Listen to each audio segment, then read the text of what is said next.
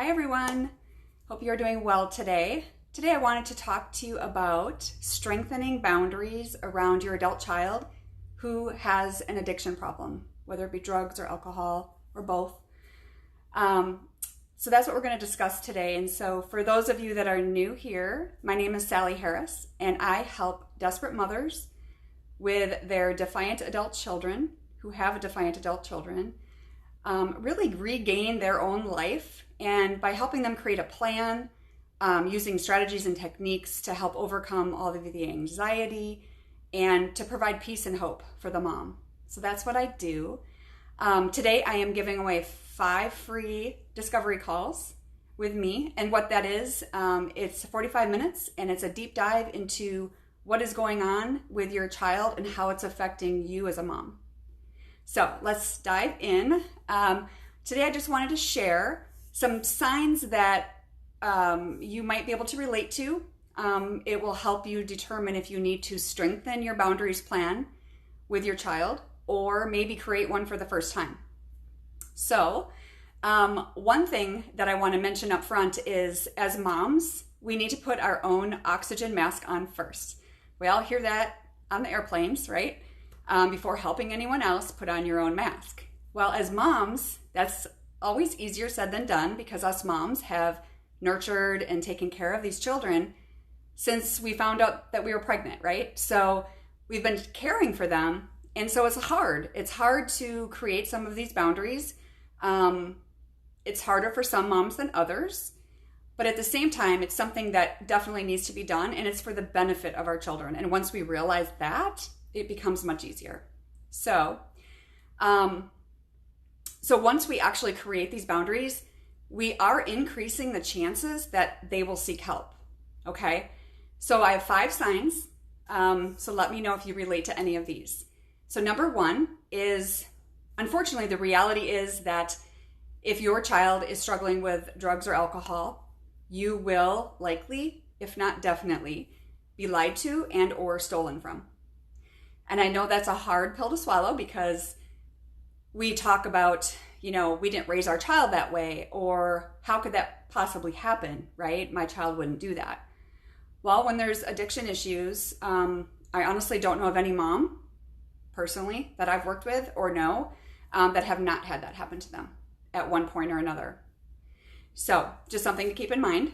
So number 2 is if you are constantly telling them what to do, and worse yet, warning them what will happen if they don't do it.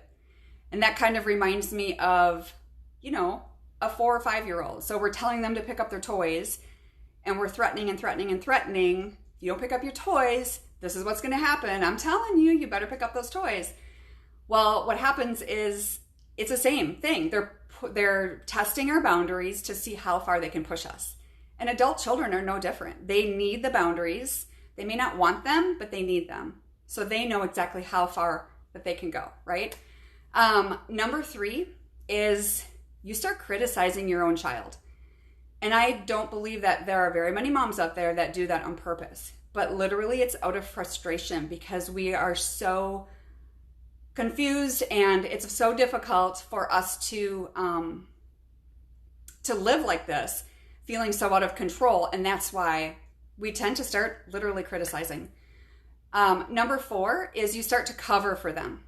Now, if your child is living with you, or even if they're not, but let's say they need to call in sick to work because of their addiction, and you call the job for them, or you pick them up from the bar, right? What is that teaching them? So that's another sign that you need to strengthen your boundaries. And lastly, number 5 is you walk on eggshells in your own home to avoid conflict. That is probably the number 1 thing I hear from moms, is they are so stressed out about living in an environment that is their own home that they literally can't function. They'll go to their room upstairs while their son or daughter kind of takes over the house. And they know that that's not right. It's literally putting something in place, though, and putting your foot down, creating the plan, and making it happen. So those are the 5 signs that you need to strengthen your plan and or create one. So when we do stop enabling in these ways, it causes our children to become uncomfortable. And when they become uncomfortable, they tend to change. So obviously it's not a guarantee, but they're going to have a much better chance to get that help and to feel uncomfortable, because if we're providing all of these things for them and allowing all of these 5 things, we're really not letting them live uncomfortably, right?